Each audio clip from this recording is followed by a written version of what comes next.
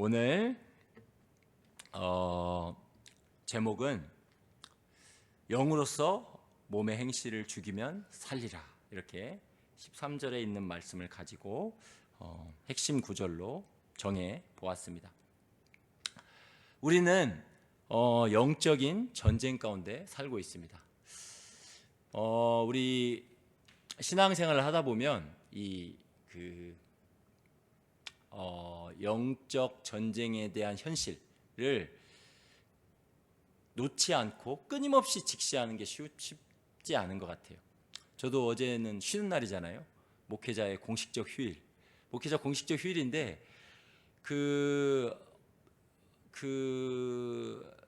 마음 편하게 계속 놓고 있을 수가 없어요. 마음 편하게 계속 놓고 있을 수가 없습니다. 일들이 계속 있어요. 그렇죠?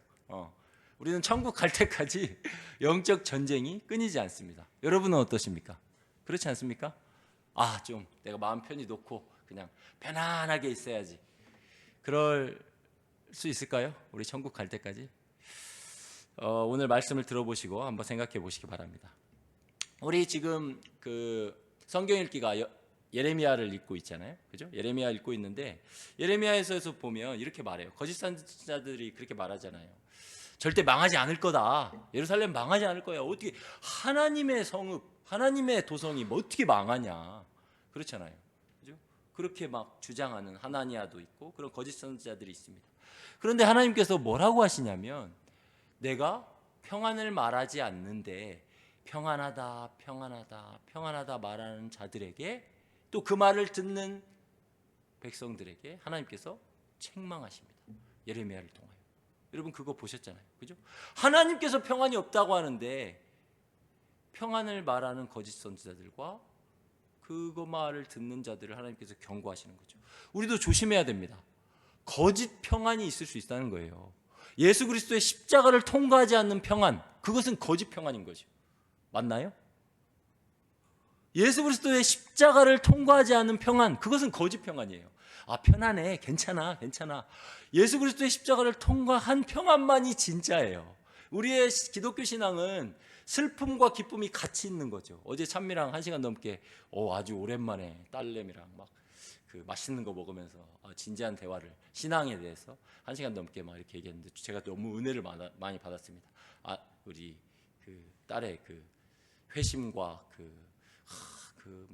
자기의 회개했던 예수님 만난 이야기를 막 하는데 아빠가 막 그래, 야 참 하나님의 은혜다 하면서 너무 기뻤는데, 어쨌든 그런 분명히 그 얘기를 하면서 어떤 얘기를 했냐면 참 신기해요. 요즘 영화가 있잖아요. 애니메이션 뭐죠? 슬픔이 기쁨이 나오는 영화, 그 제목이 뭐죠? 인사이드 아웃. 그렇죠. 인사이드 아웃. 이게 사실은 굉장히 어떻게 보면 성경적 개념이에요. 인사이드 아웃. 우리는 우리의 심령이 거듭나서 밖으로 말과 행동과 표정으로 드러나는 게 기독교잖아요. 그죠? 그러니까 그런 면에서. 근데 그 감정들을 다루는데 어떻게 슬픔과 기쁨이 같이 갈 수 있는가? 어떻게 슬픔과 기쁨이 같이 갈 수 있는가? 근데 기독교 신앙은 놀랍게도 슬픔과 기쁨이 같이 간다는 거예요. 그렇지 않나요? 그렇잖아요. 사도 바울이 말하잖아요. Sorrowful but rejoicing. 슬퍼하나 그러나 기뻐하는도다. 그렇게 말하고 있잖아요. 우리는 회개하고 복음을 믿어라잖아요. 그죠? 마가복음에 보면 회개는 슬픔이죠. 내 죄에 대해서 내 죄가 예수님이 죽으실 만큼 큰 죄라는 사실을 인정하는 게 회개인 거고, 그리고 복음을 믿으라는 거는 예수 그리스도를 통한 사랑을 받아들이라는 거잖아요. 그게 같이 있다는 거죠. 자, 우리는 그래서 십자가를 통과하지 않은 평안은 거짓 평안인데, 그런 평안을 누리는데 기독교 신앙은 결코 잠시라도 안심할 수 없는 죄와의 전쟁 상황이라는 것을 우리가 인식해야 된다는 거예요. 그냥 괜찮아, 잘 될 거야, 이런 세상에서 말하는 긍정주의, 낙천주의, 이런 게 아니라는 거죠. 현실을 무시하는 게 기독교가 아니라는 거죠. 그렇죠? 육신은 우리를 끊임없이 우리의 입과 우리의 손과 발로 하여금 죄를 짓는 방향으로 우리를 이끌어갑니다. 사실 나에게 가장 큰 적은 마귀도 아니고 사탄도 아니고 뭘까요? 내 안에 거하는 죄예요. 내가 마귀 말 안 들으면 되잖아요. 그렇지 않습니까? 내가 세상의 말 안 들으면 되잖아요. 내가 듣는 게 문제인 거죠. 내 욕심이 문제인 거죠. 그렇잖아요. 그래서 로마서 6장 13절에 이렇게 말하는 거죠. 또한 너희 지체를 불의의 무기로 죄에게 내주지 말고 너희 지체를 너의 입과 너의 혀와 너의 손과 너의 발과 너의 표정과 너의 몸을 불의의 무기로 죄에게 내주지 말라. 오직 자신을 죽은 자 가운데서 살아난 자 같이 하나님께 드리며, 하나님께 드리라는 거예요. 너희 지체를 의의 무기로 하나님께 드리라 라고 말하고 있다는 것입니다. 왜? 우리는 거듭났어도 끊임없이 우리의 육체의 소욕이 우리의 손과 발과 입과 혀를 죄에게 내주도록 이끌어가니까 아주 교묘하게, 그렇잖아요. 우리의 죄성을 자극해서, 그렇잖아요. 교묘하게. 우리가 죄를 짓는 이유는 결코 우리의 손이 죄가 있어서, 우리의 발이 죄가 있어서, 우리의 혀가 죄가 있어서, 우리의 입이 죄가 있어서 죄를 짓는 것이 아니죠. 죄를 짓는 이유는 우리 이번 달 우상에서 계속 다루고 있지만 결국 뭐예요? 마음인 거죠. 마음에서 죄를 짓는 거잖아요. 그래서 예수님이 이렇게 말씀하시는 거죠. 입에서 나오는 것들은 마음에서 나오나니 이것으로 말미암아 사람을 더럽게 하느니라. 그렇잖아요. 결국 마음에서 싸움이 계속되고 있는 거예요. 마음이 전쟁터인 거죠. 우상과 하나님 사이의 전쟁터. 내 욕심과 내 명예와 하나님의 영광 사이의 전쟁터라는 거예요. 이러한 전쟁은 우리가 예수 그리스도를 믿고 거듭날 때부터 시작되고 예수님 만날 그날까지 계속됩니다. 한시도 쉴 틈이 없어요. 계속됩니다. 이러한 상황을 오늘 읽진 않았지만 8장 10절에 이렇게 말합니다. 또 그리스도께서 너희 안에 계시면 몸은 죄로 말미암아 죽은 것이나 영은 의로 말미암아 살아있는 것이니라. 6장에서도 이렇게 말하죠. 너희는 죄에 대하여 죽은 자요 의에 대하여 산 자로 여길지니라. 여기서 여길지라는 말은 그게 거듭난 예수님을 믿는 사람이면 그게 올바른 생각이다. 그게 논리적인 생각이다. 그러니 그렇게 생각해야 된다라는 말이에요. 그러므로 우리는 죄에 대하여 죽은 자요 의에 대하여 살아있는 자라는 사실을 끊임없이 생각하면서 이 영적 싸움을 싸워야 한다는 거죠. 그런데 중요한 것은 우리가 자칫 착각하기 쉬운데, 이번 정재현 선교사님 혹시 선교편지 읽어보신 분들 있겠지만 저도 아주 은혜스럽게 잘 읽었는데 그중에 이런 내용이 있어요. doing과 being에 대해서 말하잖아요. 우리는 doing이 아니라 being이다. 우리는 뭔가 그러니까 being이 더 중요하다 이런 말씀으로 하셨잖아요. 그죠? 우리 존재가 중요하다. 너무 귀한 말씀이고 성경적인 말씀이죠. 근데 중요한 지점이 있어요. 제가 그걸 생각하면서 중요한 지점이 있어요. 여러분 한번 생각해 보세요. 우리의 존재는 아직 완전하지 않다는 거예요. 우리의 존재는 being인데 너희는 세상의 빛이 되어라가 아니라 너희는 세상의 빛이라 라고 말씀하고 있죠. 그렇죠? 존재를 말하고 있잖아요. 그래 맞습니다. 그런데 우리의 존재는 아직 완전하지 않다는 거예요. 그래서 사실 신학자 조나단 에드워드는 being으로 표현하지 않고 being보다 어떤 표현을 더 좋아하냐면 becoming이라고 말해요. becoming. 맞지 않나요? 우리는 되어가는 존재예요. 예수 그리스도를 닮아가는 존재라고요. 우리의 지금 모습을 보십시오. 우리가 지금 거듭나지 않는 세상 사람과 예수 그리스도 사이, 우리의 목표와 거듭나지 않은 사람과의 우리가 지금 경주를 하고 있다면, 멸망의 도시에서 천국 도시로 우리가 달려가는 과정 가운데 있다면 우리가 지금 어디에 가깝습니까? 예수 그리스도 쪽에 가깝습니까? 아니면 멸망의 도시 쪽에 가깝습니까? 우리의 여정 가운데 철로 역정이라고 한다면 어디에 가깝습니까? 예수 그리스도를 닮은 모습보다는 닮지 않은 모습이 훨씬 많다는 거예요. 여러분 그렇지 않습니까? 저는 그래요. 너무나 많아요. 예수 그리스도를 안 닮은 모습이. 아직도 이렇게 막 혈기가 막 많아가지고 툭하면 욱하고. 여러분 그렇지 않습니까? 예수님을 닮아가는 성화의 과정이 너무나 치열하다는 거예요. 그냥 손 놓고 있을 수 없다는 거예요. 손 놓고 있다는 말을 잘 이해하셔야 돼요. 손 놓고 있다는 말은 뭐냐면 우리 마음을 놓고 있을 수가 없다는 거예요. 우리 생각을 그냥 놓고 있을 수 없다는 거예요. 그냥 덮어버리고 있을 수 없다는 거예요. 기독교 신앙은 그렇게 호락호락하지 않습니다. 이 싸움을 가볍게 여기면 여러분 반드시 집니다. 여러분 반드시 져요. 그래서 그렇게 말하는 거예요. 사도 바울이 강력하게 말하고 있잖아요. 오늘 읽었던 13절에 너희가 육신대로 살면 어떻게 된다고요? 어떻게 된다고요? 읽으세요. 너희가 육신대로 살면 어떻게 된다고요? 반드시 죽을 것이로되. 이게 영적 현실이라고요. 너희가 네 생각대로 네 마음에 올라오는 대로 살면 그게 육신의 소욕이잖아요. 내 생각대로 내 경험대로 내가 하고 싶은 대로 그렇게 살면 어떻게 된다고요? 반드시 죽을 것이로되. 제 말이 아니잖아요. 사도 바울의 이야기잖아요. 우리가 성경 중에서 로마서가 가장 귀하고 뭐 다 귀하지만 그 중에서도 핵심 중에 보배 중에 보배라고 하는 로마서 8장에서 사도 바울이 그렇게 말하는 거예요. 너희가 네 생각대로 살면 네 육신대로 살면 반드시 죽을 것이로되. 그렇게 말하고 있는 거예요. 기독교 신앙생활이 그렇게 호락호락하지가 않다는 거예요. 여기서 육신은 죄된 본성, 타락한 본성을 말합니다. 우리는 다 타락했어요. 여러분 엄마 뱃속에서부터 잉태될 때부터 타락했어요. 다윗의 고백이잖아요. 내가 뱃속에서 죄 가운데 잉태되었나이다. 시편 51편에 말하고 있잖아요. 뱃속에서 잉태될 때부터 여러분 죄 가운데 타락했어요. 죄된 본성을 입고 있다고요. 그게 습관이라고요. 죄된 본성으로 생각하는 습관.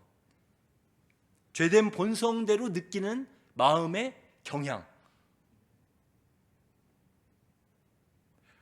하나님을 거스르고 인정하지 않고 자신을 높이고 자기를 증명하려 하고 저 자신에게 하는 말입니다.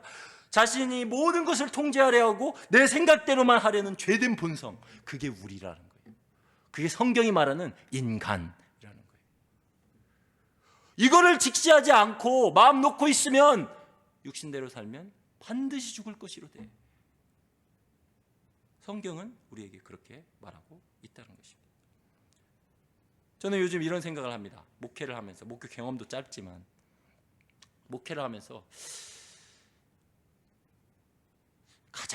목회의 가장 큰 적이 나 자신이다.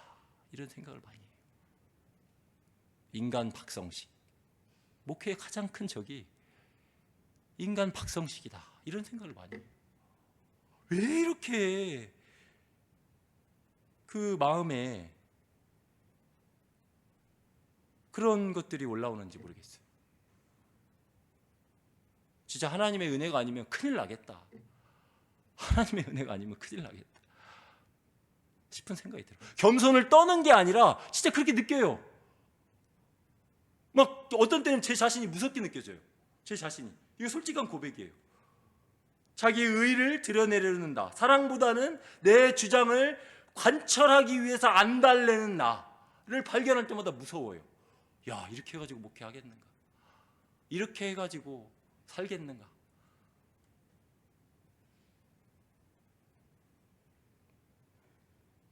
사도 바울은 말합니다. 본성대로 살면 반드시 죽을 것이로되. 상반절에 이렇게 말하고 바울이 여기서 끝나지 않습니다. 이건 부정적인 거죠. 육신대로 살면 반드시 죽을 것이로되. 그리고 나서 하반절로 이어집니다. 어떻게 말하죠? 영으로서 몸의 행실을 죽이면 살리니. 할렐루야. 우리는 그래도 살 길이 있어요. 그래도 살 길이 있어요. 영으로서 몸의 행실을 죽이면 살리니. 자, 질문입니다. 그러면 영으로서 몸의 행실을 죽이면 살리니 했는데 주어가 누굽니까? 주어. 이 주어가 지금 생략돼 있잖아요. 영으로서 몸의 행실을 죽이면 산다고 했는데 주어가 뭐예요? 주어. 예? 누구예요? 누구? 너희죠. 그 앞에 너희 있잖아요. 너희가 육신대로 살면 반드시 죽을 것이로되. 영으로서 몸의 행실을 죽이면 살리니 했으니까 주어는 너희죠. 영어에는 you by the Spirit put to death the deeds of the body. 이렇게 you잖아요. you. 너희. 예수님을 믿는 너희. 성령 하나님께서 너희 안에 거하시면서 뿌리 내리시고 그 더러운 너희의 죄된 본성 가운데 어떻게든 성령 하나님께서 뿌리 내리셔가지고 사랑, 희락, 평강, 오래 참음, 자비, 양선, 온유, 절제 이런 열매를 맺으시는 그 좌소, 하나님의 전, 하나님의 집으로 삼으신 너희가 영으로서 육신의 행실을 죽이면 죽이면 살리니. 안 죽이면 어떻게 되는 거예요? 너희가 안 죽이면 어떻게 되는 거예요? 죽는 거죠. 우리가 죽는 거죠. 죄에 죽는 거죠. 우리가 왜 지옥 가나요? 우리가 지옥 가는 사람들은 왜 지옥 가나요? 죄 때문에 지옥 가는 거죠. 그렇잖아요. 죄가 잡아먹는 거예요. 죄 문제 해결 못했으니까 지옥 가는 거잖아요. 맞잖아요. 우리가 영으로서 죄를, 몸의 행실을 죽여야 한다고 말하고 있어요. 우리가 죽여야 된다. 그런데 문제는 우리가 죽일 힘이 있느냐 이거예요. 우리 힘만으로 죄를 죽일 수 있느냐 이거예요. 없으니까 사도 바울이 말하고 있는 거예요. 영으로서 몸의 행실을 죽이면, 이렇게 말하고 있는 거예요. 논리가 그렇다는 거예요. 내가 죽여야 됩니다. 내 온 인격이 다 동원돼야 돼요. 내 지성은 생각해야 돼요. 내 감정은 하나님의 선한 것을 아름답다고 느낄 수 있어야 돼요. 하나님의 사랑을 느껴야 돼요. 내 의지는 그것대로 실천해야 돼요. 그죠? 우리 온 인격이 다 동원돼야 돼요. 다 동원돼야 됩니다. 그런 의미에서 너희가 죽여야 돼요. 그렇지만 우리의 지성과 의지와 감정이 다 타락했기 때문에 우리 힘으로 죽일 수 없어요. 그래서 성경이 말하는 거죠. 영으로서 몸의 행실을 죽이면 살리니 라고 말하고 있다는 거예요. 그죠? 그러면 영으로 어떻게 죽입니까? 영으로 어떻게 죽입니까? 위로 조금 올라가 보시면 5절에 이렇게 되어 있습니다. 5절에 이렇게 되어 있어요. 5절 말씀 같이 읽겠습니다. 시작. 육신을 따르는 자는 육신의 일을, 영을 따르는 자는 영의 일을 생각하나니. 자, 보십시오. 육신을 따르는 자는 육신의 일을 생각해요. 내가 세상적으로 어떻게 내 자신을 드러내어 보일까? 내 명예를 생각하고, 내 자존심을 생각하고, 내 영광을 생각하고, 내 욕심을 생각해요.